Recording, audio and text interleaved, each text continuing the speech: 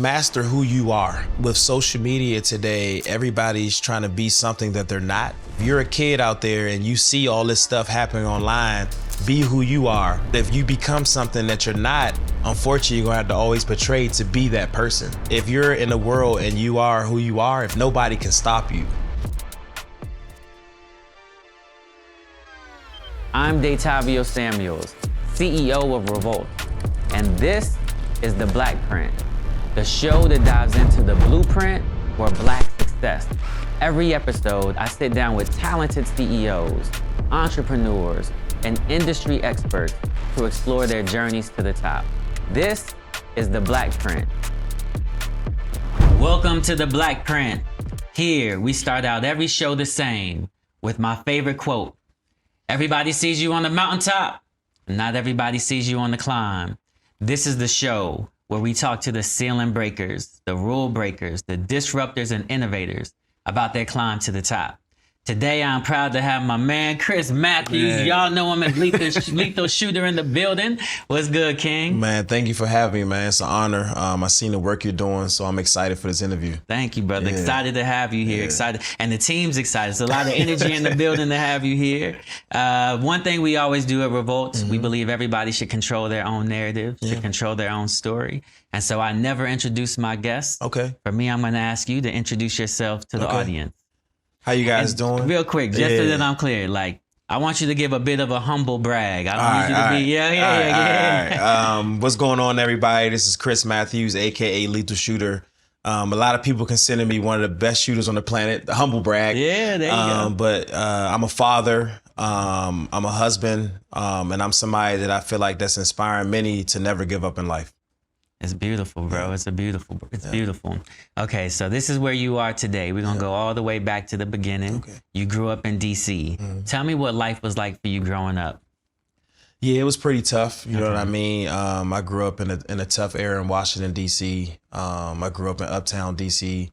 But honestly, it molded me to be the man I am today. You know, having to fight almost every day. My neighborhood's beefing. I grew up around KDY, grew up around Langdon Park, grew up around the Pinnacles, grew up in some of the toughest areas in D.C. But I am the man I am today because of my struggle. You know, I feel like a lot of people today, they fear struggle. They fear failure. And I feel like growing up in a city where struggle and failure happens, a lot of my friends and a lot of people from my neighborhood, they did give up. And that's why I was able to continue to push, because those same people told me to not give up. So if it wasn't for Washington, D.C. and all the tough struggles that I had to go through, honestly, I probably wouldn't be sitting here with you today. I want you to double click a little bit into those struggles. You're a child of the 80s, right? Yeah. Okay, yeah, me too. So the 80s, you had gangs popping on the West. You had the drug, the drug epidemic. What were some of the challenges that you were facing in DC? Yeah, so I actually didn't grow up with my biological parents, because, you know, in the 80s, you know, heroin was in everybody's neighborhoods, you know, and me, myself, I was actually, you know what I'm saying, a crack baby. And I'm blessed to be great, you know what I mean? But in that epidemic, what a lot of people don't know, like until I was about, I say like 12 years old, I used to bang my head to go to sleep, you know what I'm saying? So it was different things that I had to go through to break myself, you know what I mean? Before I moved with my cousins, which is my mom and dad, I used to like save food a lot. And shout out to my mom that used to tell me like I didn't have to save food no more. She used to give me food. I would take it in my room and put it under my bed. So I had little small things that I had to break about myself, you know what I mean? Cause from I say like 1 to like 4 years old, it's kind of like survival mode in the situation that I was in, living uptown around Newton Street. So that's a lot of, you know, a story that a lot of people don't know about me. But like I say before, I think personally, if it wasn't for, you know, all of those situations happening in my early age of life, I wouldn't have the mindset I have today to inspire millions of people. So you talk about these habits that you had to learn to break as a young kid, whether that's hoarding food or you're talking about banging your head against the wall. What gave you, how as a young child did you break these habits? These things that were kind of instinctual, natural for you since you were kind of growing up. How does 10-year-old, 12-year-old Chris begin to break some of those bad habits? Yeah, so I didn't bang my head against the wall. I actually used to bang myself to sleep. I don't know why, but I guess at a young age, when it's in your system, you have to do certain stuff to put yourself to sleep. So that was like my pacifier, if that makes sense. And my dad that raised me, Jeffrey Winslow, I remember sometimes I wake up and he'd just be there soothing my back, if that makes sense. And Stephanie would be soothing my back. So I feel like the comfort of them is what helped me just be more relaxed, you know what I mean? And just understand that they are here for me through the bad, if that makes sense. And what a lot of people don't know, in elementary school, I got kicked out of a lot of schools, you know what I mean? Because it was just the trauma that I was coming from. And my parents did a good job of like not like trying to beat me a lot. They were explaining things to me like, you can't do this, you can't do that, and this is why you're doing this. And now that I'm an adult, I realized why I was lashing out. I realized why I was acting a certain way. And I appreciate them for never giving up on me during those times where a lot of parents where, you know, it was one of the schools tried to get me on pills because they tried to say I had ADHD, and the whole situation was that it's just my environment. I was trying to get comfortable, you know what I mean? So I was talking back to the teacher. I was the class clown. I mean, I've been in situations which isn't cool. Like we beat up a teacher before at Rudolph Elementary School. So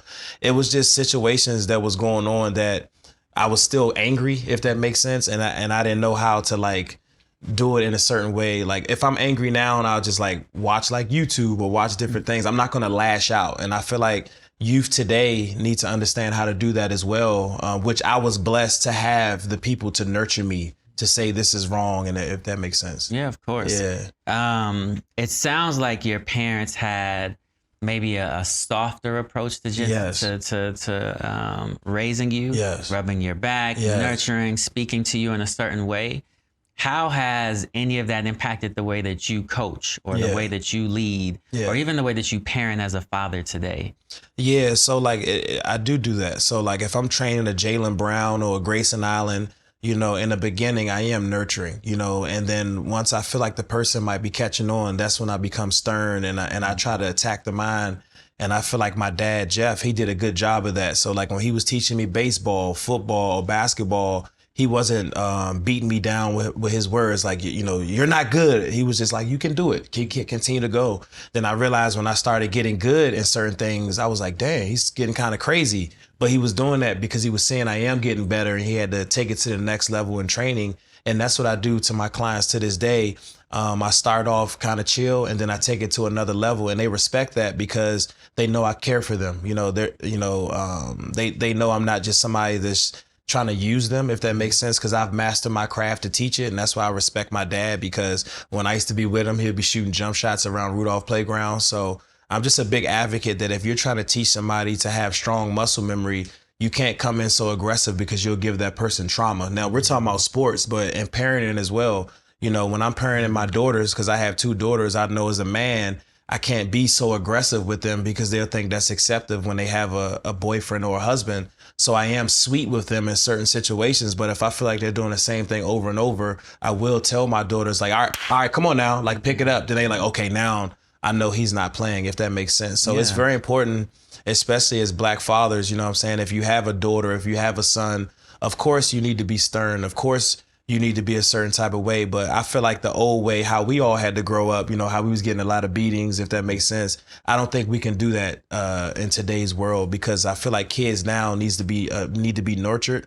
And I feel like even as a culture in the African-American community, like, of course, we need to give out spankings. Any culture needs to do that. But I feel like our culture was just big on that because of the root of the ancestors and with the trauma that we went through, like our grandmothers and stuff like that. Because you got to realize some of the whoopings that we was getting wasn't even our fault. Like if you came over your aunt house or you came over your uncle house and he having a bad day, you might just get a whooping, if that makes sense. So I feel like that's what I don't do to my daughters. Like if I come home and I'm having a bad day, I'm always positive with them. I'm always putting a battery pack in their back so they know they're young princesses, so they can know when they grow up, if you're having a bad day, you don't come home and lash out on your husband. You don't come home and lash out on your kids. And I feel like in our communities, I feel like we do that a lot to each other. You know what I mean? Even if we walking down the street as Black men, if I see you and I don't know you, I shouldn't be looking at you mugging on you. I should look at you and say, hey, how you doing, brother? And I feel like if you look at social media, it's the same way. you know, when African Americans are doing something, if you go read the comments, all the negative comments are other black men or other black women trying to beat them down. And that's just trauma. And that's why with my training, with my clients, if I'm having a bad day or a good day, I'm still that same even keel, same way with my kids. So, you know, if you really want to inspire somebody that when they grow up, they can say, he was my why or she was my why. Every time they see you, you have to be that person that brightens up their day. And I feel like I take a really high view on that. Like I want somebody to say in 20, 30 years, like the reason why I didn't give up was because of Chris Matthews. Yeah. I think I want to dive into some of the how of what you're talking about, because I think you're right. Yeah. Whether we are black men who feel like we go out in this world and get our butts kicked often and every day, or black women who often feel the same. It's easy to come home and in those places where you have more power or have more control, take it out on the people around you. How either do you on a daily basis ensure that I had a bad day so it's not going to overflow into these other spaces? Or if it's better for you, how have you trained yourself so that when you have those bad days, you're not naturally coming home and taking it out on your daughters? Yeah, and that's a good question, because like I was saying, all of us have trauma. So if I go into a meeting or something and the meeting doesn't go the way I want, my brain might think, oh shit, like if I don't make money, I might have to move back to the project. So it's like, it's still trauma that I'm dealing with. So when I come home, honestly, before I go through the doors, I might listen to like Marvin Gaye, or I might listen to Mississippi Mass Choir, or I might listen to different things that help soothe my mind, if that makes sense. And I feel like everybody has that soothing thing. So like, I don't know you like that, but like maybe it's you remember your grandmother's voice. So I feel like anybody out there that's feel like they're going to have that moment, don't resort to drugs, don't resort to things that, you know, you're not supposed to be doing wrong to your body, if that makes sense. Resort to those things that really get you to that soothing place. And for me, you know, the gospel music, the old time 70s and 80s music, listening to Sade really gets my mind right. And it puts me at a level that I'm just like relaxed and I'm toning myself down. And everybody has to have that. No, there's nobody that's successful that doesn't have that one thing that's not like keeping them balanced, if that makes sense. I don't agree with, like I said, you know, using a balance of drugs, but my drug is like the word or listening to certain music. I love going for walks. Like, you know, this might sound crazy. Like I'll listen to the wind, I'll listen to the birds, I'll listen to the sound of the street. It's the smallest things that stimulate me. Like if I see an ant on the ground, it's like the smallest thing is doing big things, because if you see all the ants, they're working as a team. So my brain is a little bit off, but in a positive way to really balance me. Then when I walk through those doors, they know that like the king is home and it's time to have fun. You know what I mean? Yeah. I love that. I think for myself personally, what I try to do is never speak the first thought, even in relationships, whether you're talking about brother, mother, people you're dating. I always try to also not punish the other person for the first thought, because the first thought just comes. You can't do anything about it. Oftentimes by the second time, it's like sometimes that one just comes too. And so it's by the third one where I'm like, okay, now I'm ready to speak. You can't hold me accountable for that first instinctual response. You can't hold me accountable sometimes for that second response, but you can hold me accountable for the third one. Because now I've had 3 different ideas and chose the one that I wanted to go with. So for me, a lot of it is just like waiting until I get that third response and not just responding emotionally. And then I also very much am tapped in with you on like the word, no question, gospel, no question. I keep gospel continuously around me. I think probably in these days, I probably listen to gospel music like 90% of the time, because I want to stay on that frequency. I also believe that like music is spells. And you think about it, like people will talk about speaking what you want into existence. And we don't think about like music is one of the ways that we speak over ourselves all of the time, constantly programming ourselves. And so if I'm going to do that, I want to program something positive, something that makes me feel like I can win no matter what the situation is. And so gospel music does that for me. And I agree. And it's like music for me, you know, it does that, you know, and sometimes you have to listen to the other music as well. But the difference with me is like one of my favorite artists is Jeezy. So before I'm about to play basketball, before I'm about to go into a big meeting, before I'm about to do something, I'll cut on some Jeezy or some Moneybag and I'm ready to run through a wall, if that makes sense. But the difference with me is I'm hearing music, but people got to know I'm not going to do what's in the music, if that makes sense. So you have to be able to take in certain type of music and use it for motivation, but not really trying to be something that's in the music, if that makes sense. So I do have to listen to certain music as well when it's time to run through the wall.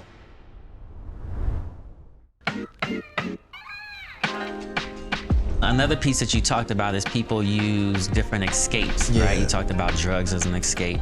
Music can be an escape. Let's talk about basketball. What role did basketball play for you kind of early on? Was that an escape? Was that a way for you to move past some of the trauma? What role did basketball play in your life as a young kid?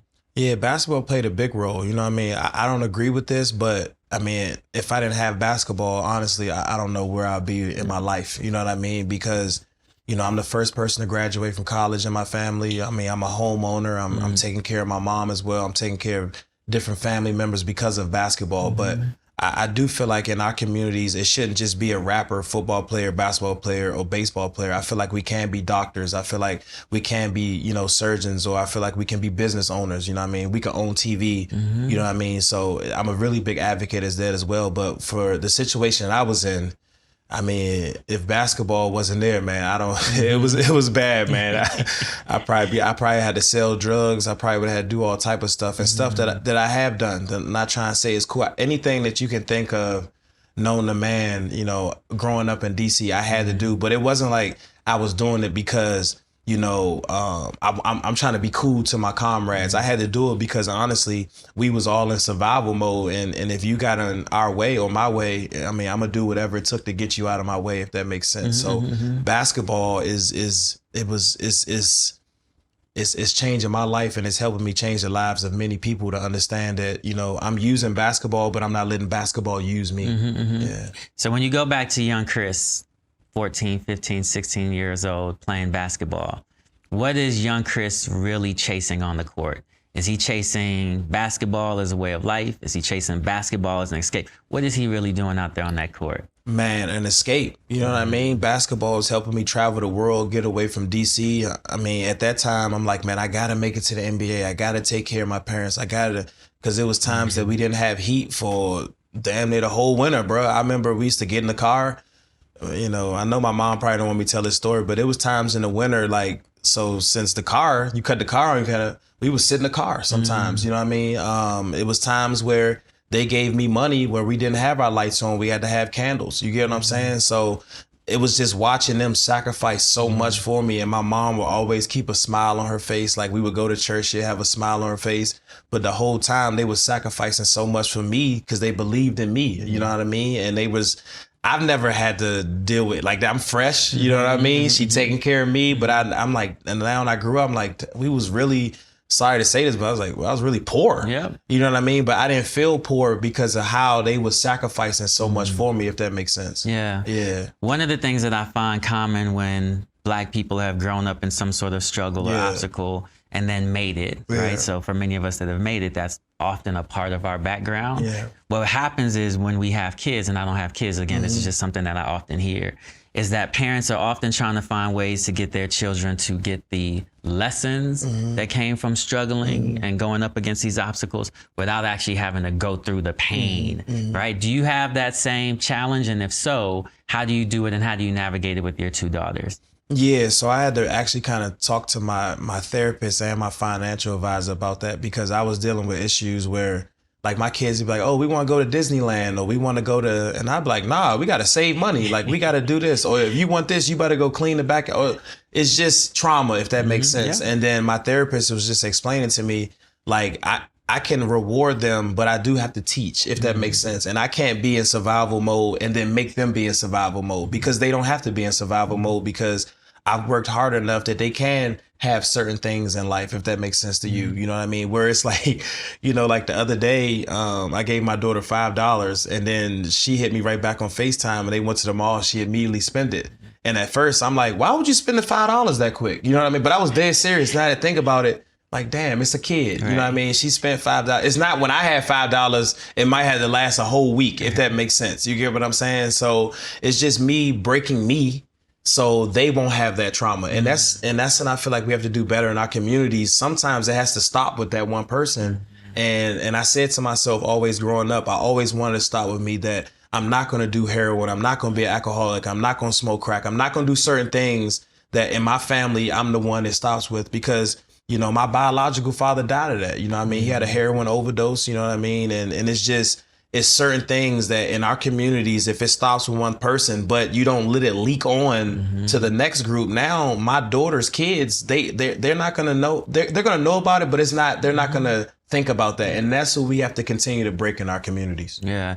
This notion about being a generational curse breaker, a breaker of generational curses, is something that I think is so important in all communities, but especially in the Black community, given our history and the traumas that we have. And so I love that you've kind of taken that on as a mission. I wish more of us would analyze our families. I saw this quote that says, when you see trauma in people, we call it personalities. When you see trauma in families, we call it, family drama. When you see trauma in a culture, or trauma in a community, it's revealed as culture, right? And so there's so much trauma in what we now call culture. And I wish that more and more of us would decide that we were going to be the breakers of generational curses, right? And ensure that we're sending our families on a different kind of trajectory and algorithm. Okay, so you talk about basketball being this key asset to get you. You knew early on that it was the one thing that could kind of get you out of the situation that you were in. When is the first time when you start to feel real energy around, I might be able to do this. I might be able to break my family out of this situation. I might be able to live a different life from what I see around me based on this thing called basketball. When was that moment where you were like, okay, this could be a thing? Well, I've always been good. In middle school, I was the #1 shooting guard in the entire Maryland area. I lived in D.C., but I went to Maryland schools. In high school, I was #1 or #2 in the entire state. I went to Pac-10. I went to Atlantic 10. I broke numerous records. But I knew the NBA wasn't really about to happen, if that makes sense. So I'll say this is really good for people to hear, too. Like, I'll say about 7 years ago, I realized that basketball was going to change my life because basketball was done. But when I started teaching, that's when I realized that was my calling from God. And then I started realizing that I was so great of a teacher is actually better than when I was playing. And I'm not in the NBA, but my brand right now is just like an NBA player through the grace of God, if that makes sense. So I feel like 6-7 years ago, I started realizing when I started teaching, like, damn, I think I figured it out. I think I arrived. And that's for everybody to know. Like, I went through my whole life thinking I figured it out, and I don't figure it out till I'm like 33 years old.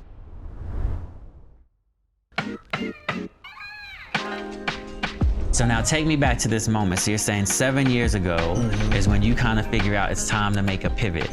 What exactly was happening to let you know that maybe basketball, NBA, all of those things wasn't the journey, and it was time to pivot into something else?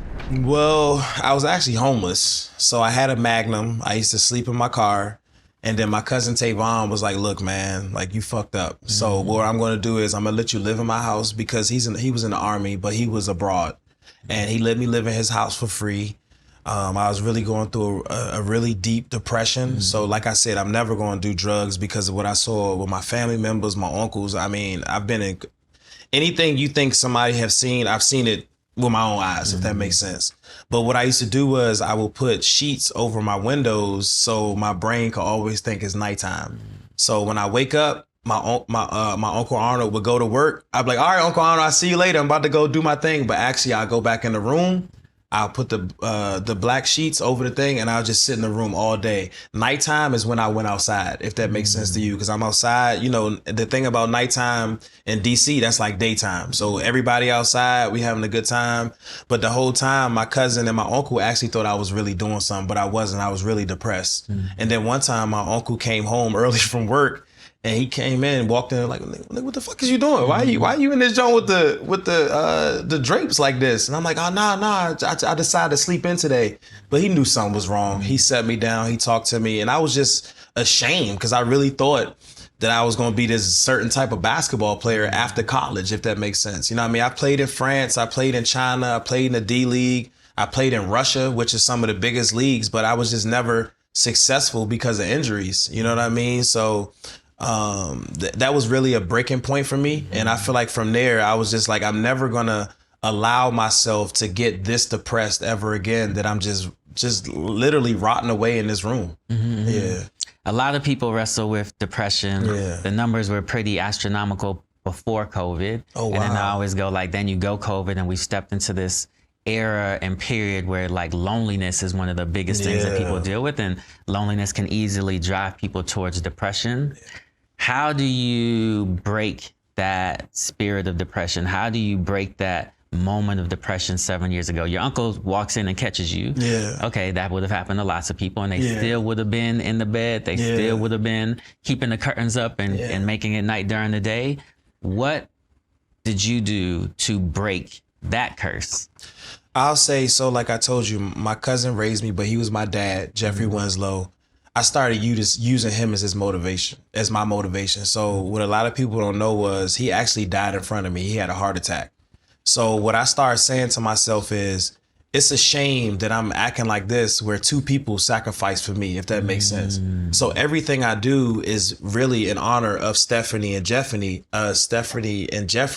because they sacrificed for me. So now I started psychologically tricking myself when I am going through depression, because I mean, we're human. Everybody's gonna go through something. Absolutely. But I started thinking about the times he showed me how to play basketball. He showed me how to play football. He showed me how to be a man. He told me, showed me how to fight. He showed me literally everything.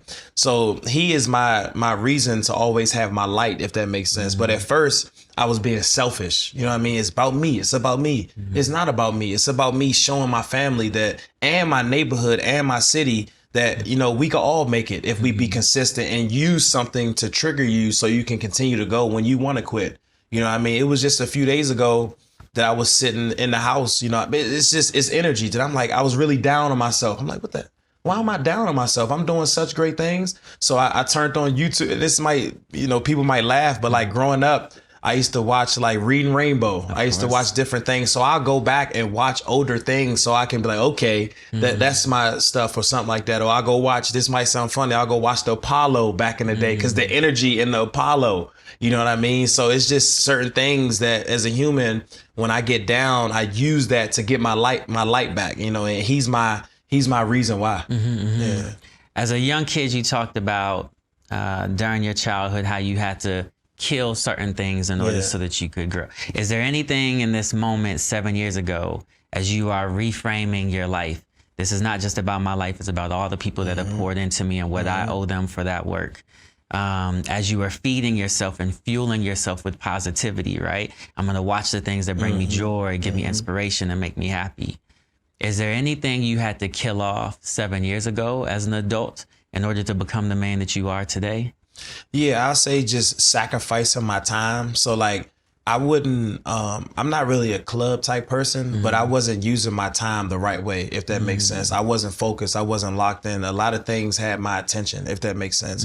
And the reason why I feel like I'm, you know, kind of successful right now is because I departmentalize my time now, if that makes sense. Like I don't have no time for nothing that's not going to empower me or me giving back to my community. And if it's not doing that, I'm actually like, my kids are my best friends. You know what I mean? Hanging out with my wife, she's my best friend. And I feel like to be successful, you can't entertain everything. And that's what I used to do. You know, back in those days, like I was telling you, I was hanging out on the block, still trying to hang out on the block all day. I was, you know, not saying you shouldn't go out and have a good time. You know, we're humans, we need to do that. But I was really outside, bro. And I feel like, you know, if you want, there's no elite person that's outside that much and still successful. So I had to kill the mindset of thinking that I had to still be the old way. You had to kill the old way to become the new. I want to get into the pivot. So injuries have plagued you. Your basketball career isn't going to take off in the way that you wanted as a player. You make this massive pivot to becoming the teacher, right? How did you make that pivot? How did you make that shift from player to teacher? Yeah, so one of my friends, his name's Kevin Seraphin. Like I told you, bro, I didn't have no home, so everything was messed up. So Kevin's like, look, bro, come with me to Paris.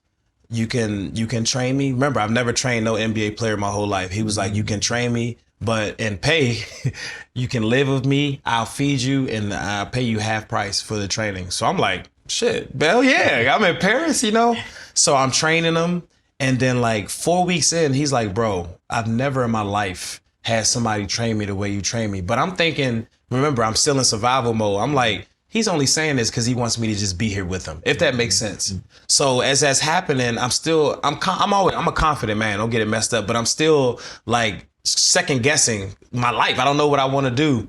And then he posted a video of me teaching him. And then Dwight Howard hits me up. So Dwight's like, yo, how did you get Kevin Seraphin to make all those shots? So I went to Kevin Seraphin and I was like, look, bro, Dwight Howard reached out to me. He wants to hire me. So Kevin looked at me like, you would think he's like remember, we're friends. And he smiled. He said, bro, go ahead, bro. This your time. So I went to Dwight. I was helping the Hawks. And then when I was helping the Hawks, all these other players, I mean, Megatron players started hitting me. And now it's been no looking back. You know, over the last 5 years, I've been blessed to train 12 NBA champions. I'm blessed right now to be the co-director of Nike Academy. I'm blessed to be signed to Jordan brand and have my own Jordan shoes collections. So it's just a pivot where it's just like in life, you know, you never know what the universe has set for you, but when you give up, that's what you know. You know what I mean? And I was at that crossroad where I gave up many times, and I'm glad that I kept pushing because I wouldn't be sitting here with you.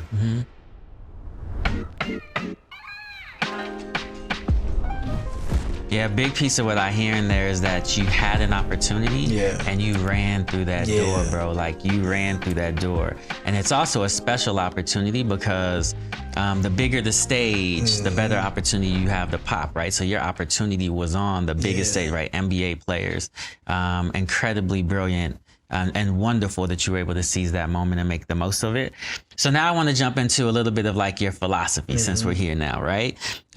You've built an identity around being lethal. What in life taught you that you needed to be lethal in order to be successful? Yeah, so like when people see me breaking world records for Red Bull, or you see me doing insane content in Kenya, or like the gummy content from Half Court, it's just me pushing myself because I know the only way that you can be stopped is yourself. So when you see my content, the human mind is say, oh, you know, he can't do that. Or how can somebody do that? But I know for myself now, through all of my failure, through all of my depression, through all of the hard times, that if you're consistent and you continue to go, you can do things that nobody's ever done. And I'm a living testimony of that. So it's just like me, Lethal Shooter, I want to make sure I'm leaving a legacy where if you want to be an NFL player, it didn't work. Why not be an agent? Why not be a trainer? Why not work in the front office? If you wanted to be a rapper, okay, that didn't be successful. Why aren't you a manager? Why aren't you helping, you know, be a CEO of a company, if that makes sense? So I'm here to show not just our people, but the world that failure is unacceptable. If that one thing doesn't work, it's okay to lean on that. So when you see my content, I'm kind of like a psychopath because when I don't make it, so the other day, this is crazy. I was with my intern before we had to do a collab with Tom Cruise, and I said to myself, I'm going to make a straw. I'm going to make a toothpick and a straw. So my intern's looking at me like, bro, what the fuck, bro? Like, come on, dog. So I missed it. And then I started figuring it out. And I told him, I said, I can make this shit. Then he's like, no, you can't, bro. And I'm like, I can make it.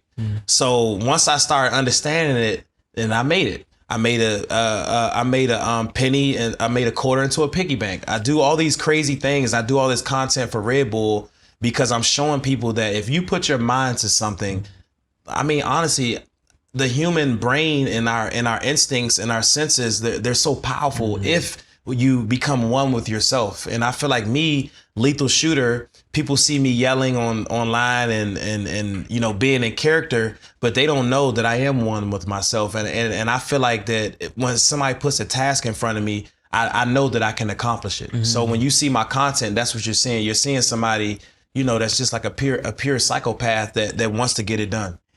So I don't know if you can do this, but I'm listening to you talk about this incredible feat of pushing shooting a toothpick through a straw. Yeah. What I want to understand is how your brain is working in that moment. Yeah. Right. So like as you start to shoot, right, and you're missing, what are the steps or what is the framework your brain is going through to figure out how to solve that problem? Well, I psychologically trick myself. So it's just like, I don't agree with it because everybody shouldn't do this, but it's just like I do picture people where it's like, you know, the negative things that used to happen, if that makes sense. Or like, you know, people, you ain't shit. Or like I psychologically trick myself into doing all these things. And I go through these moments that like, I'm gonna prove everybody wrong. So the thing about the comments, I don't know if you know this, but like, you know, Michael B. Jordan and Melvin Gregg and Lamone Morris, they all call me out on social media, but that's fun.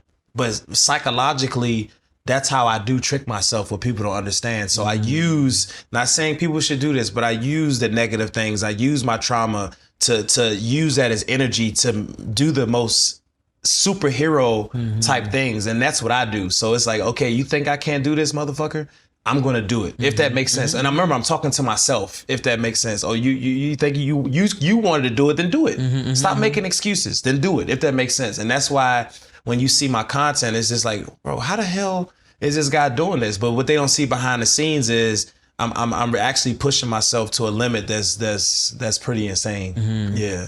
Okay, so in order for you to be successful, you are having this internal conversation with yourself, right? Pushing yourself. When you're training other people how to shoot, when you're training other people how to master the craft, what's the number one thing you often have to break in them or break about the way that they think in order to help them become lethal shooters? Yeah, the same thing is the mind. You know what I mean? The mind is very powerful, that if you're trying to learn how to shoot and you're not confident, you're going to miss. You know what I mean? All of my clients that I've been able to train over the years, I'm not just building great shooters. I'm building great men and great women to be confident in themselves. Because if you miss 3 shots and then the game winning shots on the line, and as the ball's coming, you're second guessing yourself like, damn, I missed the last 3. You already didn't put negative energy into the world. Your swag need to be so high that nobody can break you. So when I'm going in to train my clients over time, I'm building your mind up so strong that if you went 0 for 5 and you get another shot and you're wide open, you're not thinking about the negative, you're thinking about the positive. And that's how my brain is. So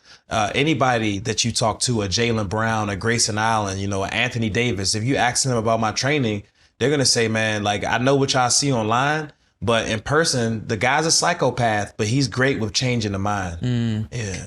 What so much of what you do is mental. It is. How have you trained your mind to be so strong mentally? Are there certain books you've read? Was there certain coaches, certain mentors? How did you train your brain to become so strong mentally? Yeah, so growing up, my dad was my first coach. He taught me how to shoot the basketball, but I was blessed to have Delonte Nuttteller. He took in so many kids from my community, and he he used to make us shoot like 700 shots a day. Okay. So I'm talking about, like, we still got to go to school, but we still shooting 700 shots a day. So my right shoulder used to be hurting, and I'm like, bro, like, my right shoulder is killing me. He's like, you got to fight through the pain. You got to fight through the pain. Keep shooting. And then I used to find myself always making excuses, but in all actuality, is a little pain bad? No. It's just me making excuses. And the thing about me is the people that molded me growing up, you know, the Coach Nuts, Craig Hodges molded me growing up. He was my coach for 2 years. It was times I used to make excuses with him. If it wasn't for these type of people that saw that I was always trying to make excuses, I wouldn't be here, bro. Because I was always trying to cheat it. You know what I mean? And that's why my clients love me, because when my clients do something respectful to all of them, they know I know when they're trying to cheat me. You know what I mean? Like, hey, I can't make the workout today because I have to do something. All right, cool. You can't make the workout. Let's push it to midnight. Let's push it to 2 a.m. You know what I mean? My clients will tell you, like, if you talk to them, I don't care what time it is. If I'm with them and we're on a trip and they want to train at 4, 5, 6 in the morning, I'm there for them. But what we're not going to do is we can't skip a day. Because when it comes to the muscle memory in the brain, if you want greatness, you can't skip that day. And it's the reason why when I'm with the client full time, their numbers always go up and their contracts go up. And I have pride in watching a client sign for $295 million. KCP signed for $90 million. Bobby Portis signed for $100 million. Jaylen Brown signed for $250 million. So of course I'm not getting to it, but they're getting their generational wealth. They're able to feed their families, and that's the reason why I do what I do. Let's talk about how you choose your clientele. I always think for a client service business, no is one of the most powerful things you can say early on. Once you've accepted someone as a client, you kind of are now stuck in the contract. You got to do what you got to do. So where you have the most power is when you choose who you work with and who you choose who you won't work with. Your clients are NBA, WNBA, Olympic, all of that. How do you choose who you train? Yeah, do you ever say no?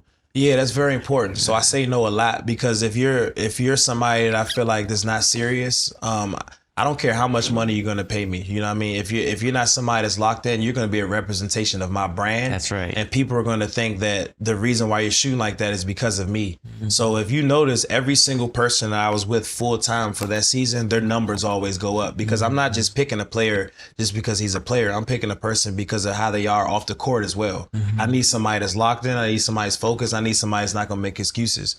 And this year, I've been blessed that all the clients that I've been training are the top kids for Nike. You know what I mean? So I've been training like players that are potential lottery picks. And same with Nike. When they show me a list, it's some kids that I might say no to, or some kids that I might say yes. But the thing is, the results show. So now some of the kids are on the EYBL circuit right now, and they're murdering people, because I knew that that's what who I wanted to train. And this is good for people watching this. I know we need money. I know we need to get our brands out there, but you can't collab with everybody. You can't train everybody. You can't take everybody in as a client, because if they do something, it's a representation of you. Let's pretend that there are a bunch of young kids who all want to be NBA basketball players, superstars. If you could talk to all of these young hoopers, what's the one thing about mastery that you would tell them? I'll say just master who you are. You know, I feel like with social media today, everybody's trying to be something that they're not.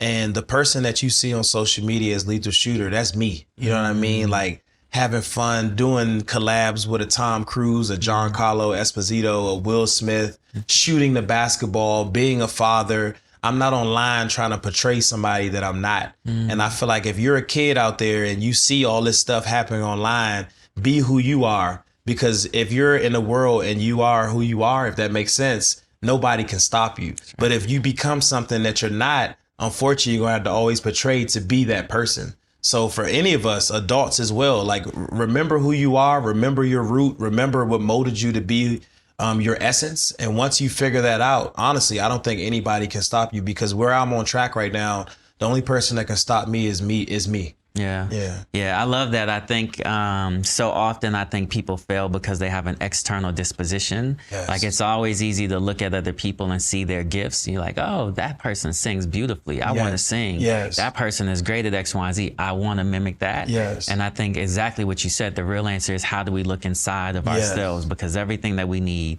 to accomplish our purpose, our assignment, has already been put inside of us.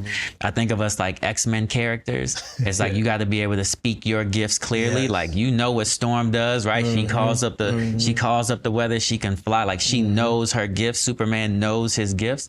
I think all of us have these incredible gifts that are inside of us, and it is critical that we look inside, not outside, to figure out how to unwrap those gifts. Okay, you've built something really incredible with what you're doing at Lethal Shooter.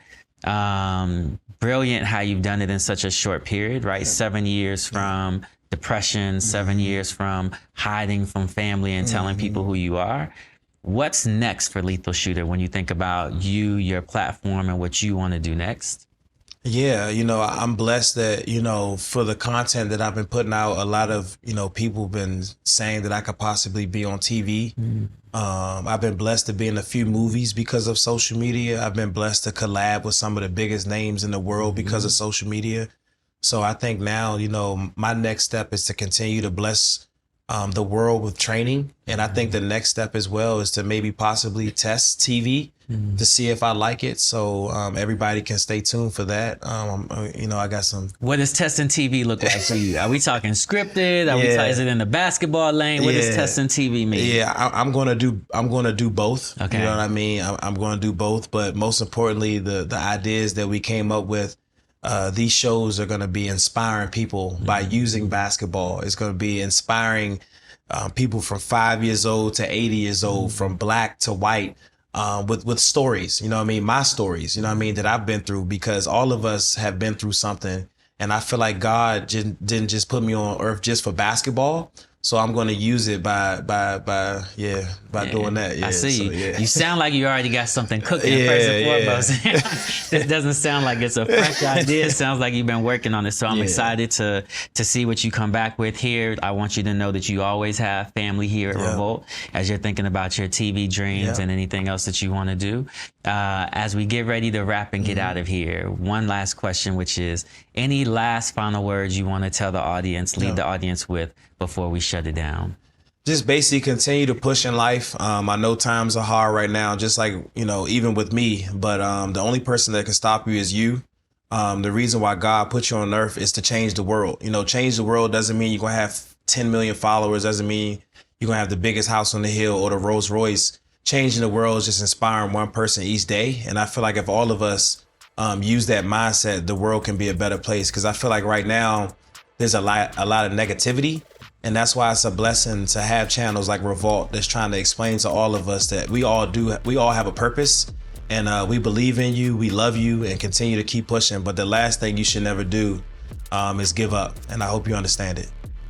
I love that, man. I love your humility, your grace, your heart towards service. I love, so again, you always got a home here at REVOLT if you need anything. Don't say that now. I move in this. I move in. Rent free. What I gotta go do is see if I can beat you. Go find a game that we can do really quickly so I can see if I can beat you before you get out of here. Okay. But King, thank you for being here. Thanks for having me, Thank you for dropping your gems, man. Much love. Absolutely. Chris Matthews, aka Lethal Shooter, had so much wisdom to share with us today.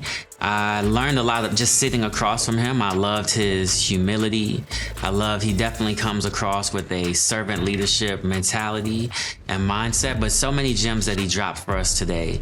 The first one that I love when I think about this interview is this idea about the power of the mind. At one point in time, he literally says the only way you can be stopped is if you stop yourself, right? You're in control.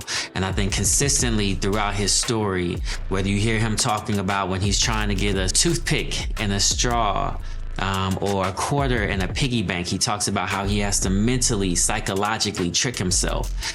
When he talks about training his clients and they want to take days off, he's like, no, we're going to practice no matter what. How do you get yourself up to practice at 3 a.m, 4 a.m, 5 a.m? Or when he talked about the depression that he was in 7 years ago and what it took to pull himself out of that depression. Or the last idea that comes top of mind to me is he talks about no matter whether he's had a good day or a bad day, he always convinces himself mentally to show up for the people in his life, whether it's his daughters or the people that he's coaching. And so over and over and over again, you hear this man talk about how he is using the power of his mind to control his mind so that he can shape his day and so that he can shape his life's outcome. 2, we always have to be willing to evolve. Right? So whether you want to talk about as a young kid, he grew up, said he was a crack baby. There were lots of behaviors that he had to unlearn. When you think about his life's goal and his life ambition, he wanted to be an athlete. He wanted to be an NBA player, but he was willing to evolve to become the teacher that he is. Like over and over and over again, you see this man willing to kill bad behaviors, kill old dreams, and move forward and step into new dreams and step into new behaviors so that he can become the man that he wants to be. 3, when it comes to this idea of mastery, there can be no days off. He talks about this idea that he'll have clients who, for whatever reason, need to skip practice or can't do practice at the set time. And he's good with that, but it means you got to find a new alternative. We got to train at 7 p.m. or we got to go at 3 a.m. or 4 a.m. He specifically says, if you want greatness, you can't skip that day. And it's not just that he's putting in the work daily. He goes back to when he was young, that coach that was making him shoot 700 shots a day, despite the fact that they were in school. And so you just get this notion that if you want mastery, if you want greatness, not only do you have to show up every day, you have to show up every day and go hard.